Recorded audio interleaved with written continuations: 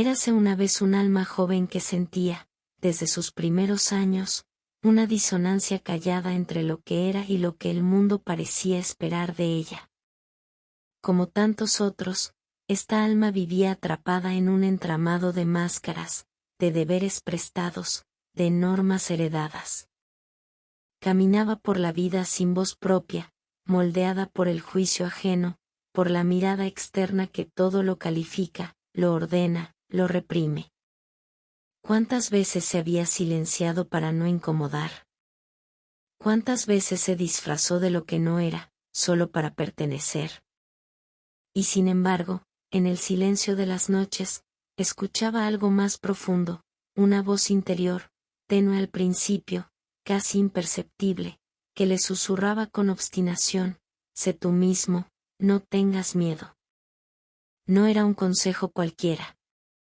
Era un llamado radical, como lo fue para Sócrates, quien al recibir la sentencia de muerte por el simple hecho de enseñar a pensar, afirmó: una vida sin examen no merece ser vivida. Sócrates no temía ser el mismo, aunque eso lo llevó a beber la cicuta. No cedió ante la presión social. No se vendió por aceptación ni por seguridad. Su fidelidad a sí mismo era su forma más pura de libertad. La historia nos ha enseñado que aquellos que se atreven a ser, más allá de lo que dicta el molde, siempre encuentran resistencia. Friedrich Nietzsche habló de este coraje en su concepto del Übermensch, el superhombre. No era un ser superior en fuerza física, sino aquel que había roto con la moral del rebaño, que había destruido las cadenas del deber ser para dar paso a una vida auténtica, una vida elegida. Conviértete en quien eres, escribió. No es una invitación narcisista. Es un acto heroico. Porque ser uno mismo implica una batalla contra todo lo que nos ha domesticado. Y sin embargo, en nuestra era, el miedo a la autenticidad se ha convertido en una epidemia silenciosa. Buscamos validación en los espejos digitales, en los me gusta, en la aprobación de aquellos que, muchas veces, tampoco son ellos mismos. Perdemos el alma a cambio de aceptación. Pero como advirtió Kierkegaard, la mayor desesperación consiste en no ser uno mismo. El joven protagonista de nuestra narración comenzó a comprender esto no desde los libros, sino desde el dolor. Un día, frente a un espejo, se dio cuenta de que no reconocía a la persona que veía. Todo en su vida había sido una imitación, un deber. Fue entonces cuando recordó las palabras de Carl Jung: aquello a lo que te resistes, persiste. Lo que aceptas, te transforma. Comprendió que su sombra, esas partes de sí mismo que había escondido por miedo, no era su enemiga, sino la clave para su integración. Desde ese día, decidió enfrentar el miedo. No con arrogancia, sino con una presencia nueva. Dejó de decir sí cuando quería decir no. Dejó de disfrazarse de perfecto. Comenzó a hablar con su verdadera voz, aunque temblara. Y cada pequeño acto de autenticidad fue un ladrillo más en la construcción de una vida real. No fue fácil.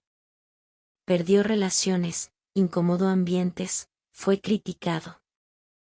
Pero también, poco a poco, encontró a otros que vivían con el mismo fuego en el pecho.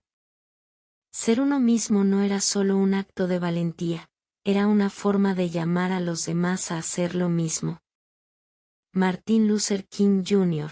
lo dijo con claridad: la auténtica medida de un hombre no se encuentra en cómo se comporta en momentos de comodidad, sino en cómo se mantiene en tiempos de controversia.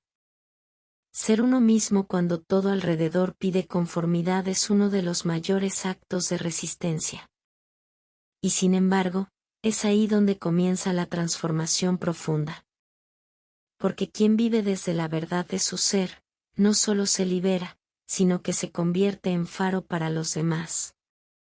Como dijo Hannah Arendt, la libertad no es tanto un derecho individual como una práctica colectiva. Y esa práctica comienza con individuos que ya no temen decir, este soy yo. Con el tiempo, nuestro protagonista aprendió que el miedo nunca desaparece del todo. Siempre está ahí, como un eco del pasado. Pero la diferencia ahora es que ya no lo guía. Ha aprendido a bailar con él, a escucharlo sin obedecerlo. A convertirlo en testigo, no en juez. Y así, al mirar atrás, entiende que la única vida que valía la pena vivir era aquella en la que no tuvo miedo de ser. No una vida perfecta, sino íntegra. No una vida sin errores, sino sin traición al alma.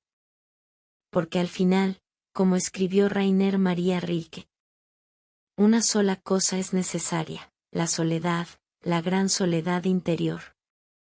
Entrar en uno mismo y no encontrar a nadie durante horas, eso es lo que hay que poder lograr. Ser uno mismo no es aislamiento, sino comunión con lo verdadero.